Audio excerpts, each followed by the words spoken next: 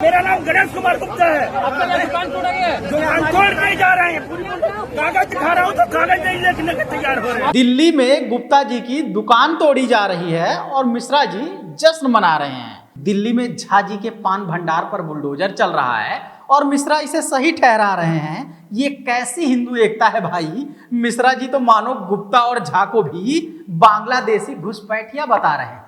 मुसलमानों पर एक्शन से इतना खुश हैं कि अपने हिंदू भाइयों की ही बर्बादी का जश्न मना रहे हैं। नफरत में लोग कैसे दिवालिया हो चुके हैं, आइए हम इसका नमूना दिखा रहे हैं। जहांगीरपुरी में आज कानून का, न्याय का और संविधान का बुलडोजर चलेगा।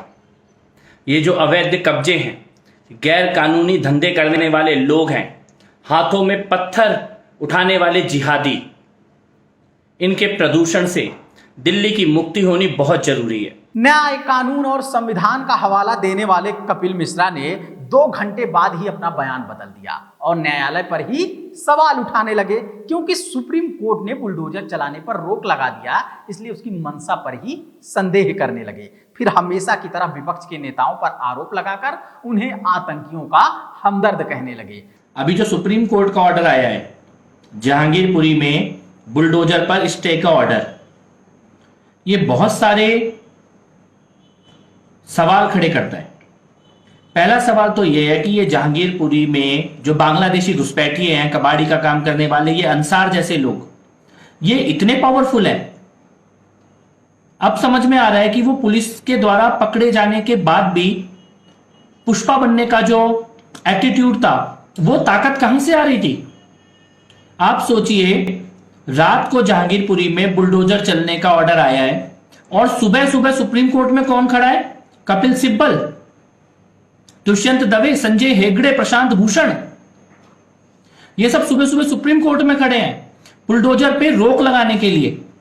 बुलडोजर रोकने में कौन कौन लगे हैं, इससे ज्यादा जरूरी ये जानना है कि बुलडोजर चलवाने में कौन लोग लगे हैं। किसी के मकान और किसी की दुकान को गिरते टूटते देखकर कौन से लोग हैं जो जश्न मनाने में लगे हैं। जिन रिपोर्टरों का काम होता है अधिकारियों से सवाल करना, वो क्यों इसे बड़ी और जरूरी कार्रवाई बताने में लगे हैं। जाहिर है इन सब के पीछे नफरत ही काम कर रही है, जो विध्वंस में भी सुखद एहसास ढूंढ रही है। स्पष्ट है अधिकारी मनमानी कर रहे हैं और मीडिया इनका भरपूर साथ दे रही है। याद आती हैं अभी कुछ साल पहले की तमाम घटनाएं, जब बुलडोजर चलने की खबर पाते ही रिपोर्टर्स उस जगह पर पहुंच जाते थे, अधिकारियों से सवाल करते थे, गरीबों मेहनतकशों के मकान और दुकान को बचाते थे। अब तस्वीर ठीक उलट हो गई है। रिपोर्टर और एंकर 2 गुना उत्साहित होते जा रहे हैं, टूटते मकानों और दुकानों को देखकर जश्न मना रहे हैं। नफरत में नुकसान किसी का भी हो,